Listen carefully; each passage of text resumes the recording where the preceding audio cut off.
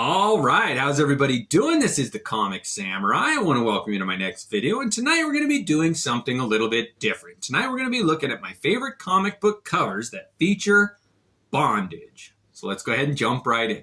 First up, we got this Captain America number 363, and it features a great cover with Crossbones. You know, he's my favorite Captain America villain. And on this one, he's got Diamond back in bondage. Not only does he have her hands tied behind her back, but he's holding her by her hair. And that is just such a despicable thing for a villain to do. He is so low down and dirty. I like that cover. Next up, we got Wonder Woman number 4, and this has got a beautiful Dodson cover, and it goes to show that not just men can put women into bondage. On this one, a female villain has got Wonder Woman in bondage. Not just her arms tied up, but she's got Wonder Woman's old lasso around her throat. What a great cover the Dodsons did on that one. Next up, we got Daredevil number 161, and this is Frank Miller's foray into a bondage cover, and it's got the Black Widow tied to the tracks of this roller coaster that Daredevil and Bullseye are fighting on, and I just love that extreme angle that the roller coaster is going on. It almost gives you vertigo when you look at this one. Next up, we got Savage Dragon number 97. This is Eric Larson's attempt at bondage, and it's got the She-Dragon, one of my favorite heroines, tied up on the cover of this one, and Eric Larson does a great job. Next up, we got Reese's Pieces number 1, and this is a beautiful black cover. But this one has 2 examples of bondage, with the female figure being almost crucified in the back and the male lead being led by a leash around his neck. Ah, what a great bondage cover that one is. Next up, we got a small press comic called Snarf number 2, and this is a weird one here. It features these tentacle-like beings tying up a female lead, and that's a real classic trope in Asian comics, I've noticed, but this one is all American, and it is an interesting bondage small press cover.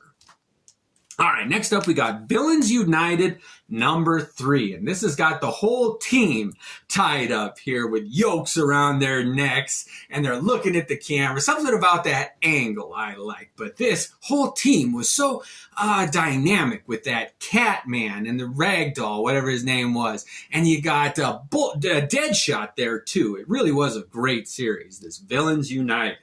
Next up, we got New Mutants Annual 6, and this is Rob Liefeld's attempt at a bondage cover here, and it's interesting to see his take. He's got the New Mutants there at the bottom, held in bondage, but what's tying them up is barbed wire. So he was trying to push the envelope on a bondage cover. I like that.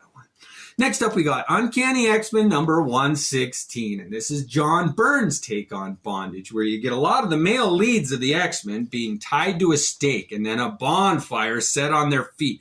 And this one always entertained me because I like seeing Colossus, his metal form, getting white hot. What happens when that temperature reaches his face? I like that cover. It's really tension-filled.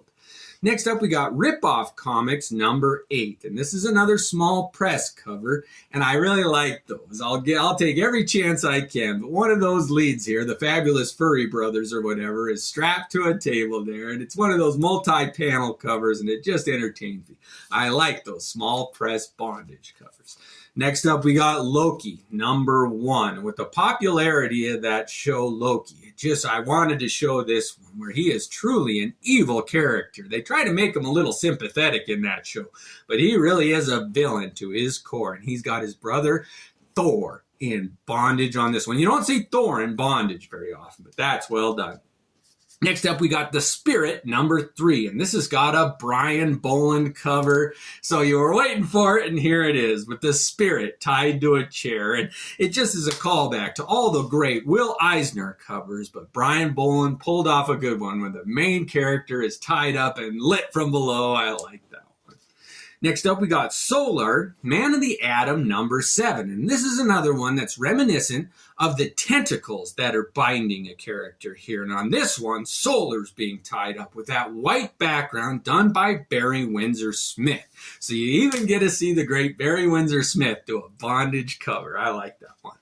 Next up, we got The Punisher number 3. But this is the Punisher in chains. And there's something about somebody's arms tied behind their back that is an interesting image. And on this one, with the Punisher being bound, how is he going to deal with bondage? Next up, we got Superman Annual 11. And this is one of my all-time favorite comic books of all time, period. It's an Alan Moore written story, but with art by Dave Gibbons. And he did the cover on this one. It's got that mogul villain, and he's got Superman in bondage. But bondage is what makes the story on this one. He put this alien over him that gave Superman all of his greatest wishes fulfilled in his own mind, and it put him in kind of a coma. And Superman almost chooses to stay in the coma. But what an interesting story. It's all about what is binding Superman on this cover. Next up, we got Superman number 210, and I just had to show another take on bondage, and this is done by the great Jim Lee. And on this one, Wonder Woman's got Superman wrapped up in her magic lasso, and with magic being one of Superman's only weaknesses, I love to see any comic where they introduce an element of magic, no matter what it is, because there's always a chance he'll be defeated. If there's no magic, Superman's so powerful that he could handle almost any villain. But introduce that magic, you never know. Next up is Strange Tales number 179. And this is a beautiful Jim Starlin cover. Oh, nobody can draw aliens and warlock covers like he can on this one. It's all about the colors for me. That weird green, that London fog type look that is reminiscent of Excalibur number 1. This is the one that's got closest to it, but it features a great Adam Warlock in bondage cover. I like that one. Next up, we got Robin 2, The Joker's Wild number 1. And this is one of those hologram covers, and I like that, but that's not the interesting part. On this one, you get to see the Joker in bondage, and the type of bondage that he's in is a straitjacket, and isn't that fitting? I just wanted to see if I can get that hologram to show up. It is a great hologram. I do like that one, and it's a pretty good take on the Joker in a straitjacket, too. Next up, only 2 left, is Wonder Woman number 60, and this has got a great George Perez cover. And who else could draw Wonder Woman putting the main man Lobo in bondage but George Perez, and he really nailed this one. This is one of my favorite bondage covers. To see Lobo bound by a magic item that he couldn't break, and it's a truth lasso too. Oh, you gotta open it up and say, what does she ask her? Because you could ask Lobo anything, and he'd have to tell the truth. But seeing Wonder Woman get the better of Lobo too, and get him in her lasso, I just love that cover. All right, I saved the best for last, and this is a weird one. It's Justice League Task Force number 8, and this one has got so many tropes on it.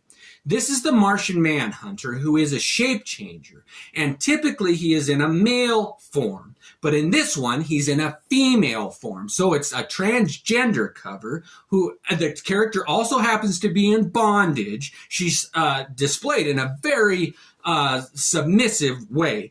And there's all kinds of aggressive snakes, which is a huge symbol in comic books. And the main one is going between her legs. So all you Freudian psychologists can read into it what you want, but it all came together for a great comic book cover. What a weird one. The Martian Manhunter, who's usually a male, in a female form, in bondage, with a threatening snake on the cover too. Oh, I really like this cover. It hits all the checkbox. Well, those were my favorite bondage covers. I want to know what yours are. Thanks again and have a great night.